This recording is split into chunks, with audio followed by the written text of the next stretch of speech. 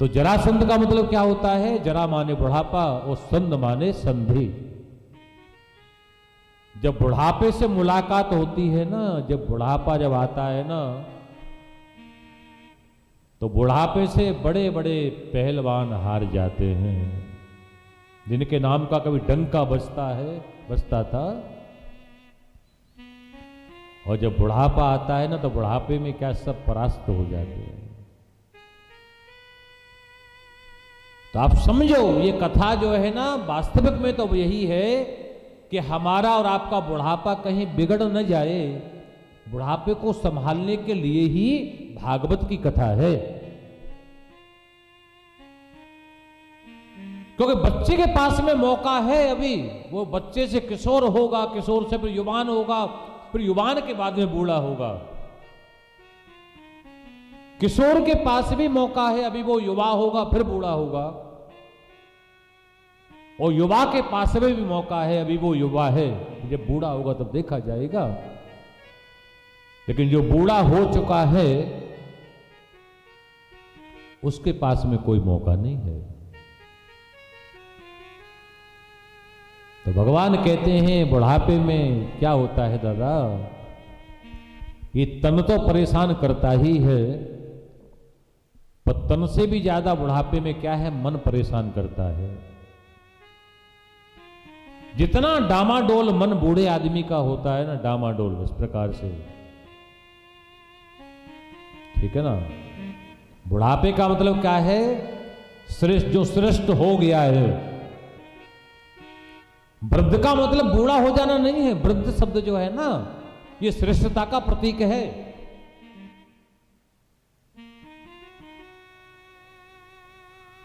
लेकिन हमने वृद्ध होने का मतलब समझा बूढ़ा हो जाना। तो समझो, भगवान कहते हैं कि बुढ़ापे में तन तो साथ छोड़ता ही है, लेकिन मन बहुत परेशान करता है। तो ये बात है, यदि बुढ़ापा अच्छी तरह जीना है तो तन से ज्यादा मन का ध्यान रखो। आप देखते हो ना, हम तो देखते हैं, हमारे दिल्ली में हम जब राजगढ़ कॉलोनी में कथा कहते हैं, 8 नंबर गली में, उसके पीछे पार्क है। कौन सा पार्क है? Mini stadium. हाँ, तो वहीं रहते। तो सुबह सुबह हम क्या देखते हैं, वहां लोगों की बड़ी भीड़ होती है, बड़े बूढ़े बूढ़े लोगों की, और वहां बैठ करके वो व्यायाम करते हैं। और व्यायाम में क्या बड़ी जोर जोर से हंसते हैं लोग, हा हा हा हा हा। देखो ना लोगों को। अब लोग जो पार्कों में जाके हंसते हैं, घर में तो कभी हंसी आती नहीं है, घर में तो मुंह फुलाए बैठे रहते हो, और पार्क में जाके हंसते हो। बताओ, ये पागलपन नहीं तो क्या है?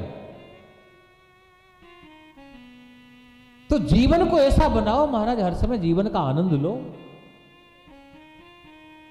केवल फिजिकली तैयारी करके आप समझो कि बुढ़ापा बन जाएगा, तो नहीं, ये बुढ़ापा बिगड़ जाएगा आपका। तो बुढ़ापे में क्या है, फिजिकली तैयारी भी हो, लेकिन मानसिक तैयारी, मेंटली तैयारी भी हो। तो बुढ़ापे की मेंटली तैयारी क्या है, जिसे भगवान कहते हैं कि भगवान ने क्या कहा भीम को कि दादा, जरासंध को जीतना है ना, तो कल के युद्ध में मेरी ओर देखना।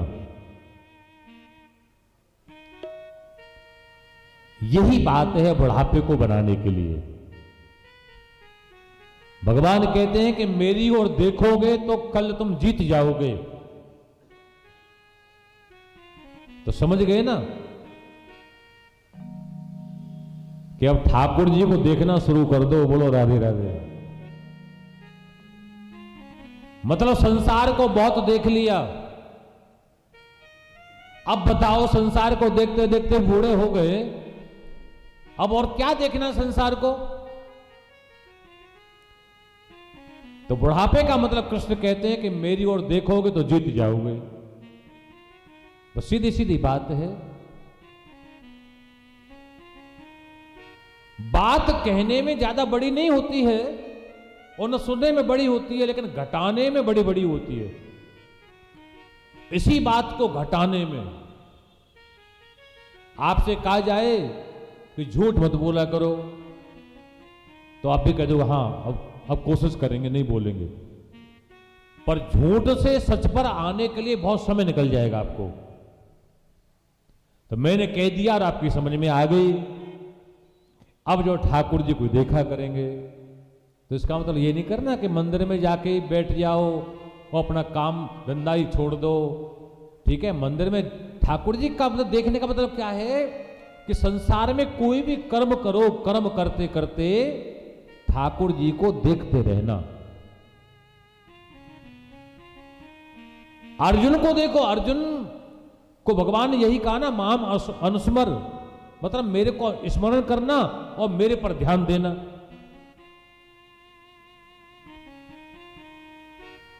युद्ध करते करते अर्जुन युद्ध में क्यों जीता? ये कोई गांडीव की महिमा नहीं थी, ध्यान दो। ये केवल कृष्ण को देखने की महिमा थी, कृष्ण के चिंतन की महिमा थी। कृष्ण सामने बैठे हैं तो ऐसा नहीं था कि अर्जुन कृष्ण को देख रहा था, फिर तो कोई भी बाण मार देता, मर जाता वो। तो देखने का मतलब यह है कि तुम्हारे चिंतन में ईश्वर रहे, हमारे चिंतन में ईश्वर रहे। हम काम कोई भी करें पर ध्यान जो है ना वो ठाकुर जी में रहे।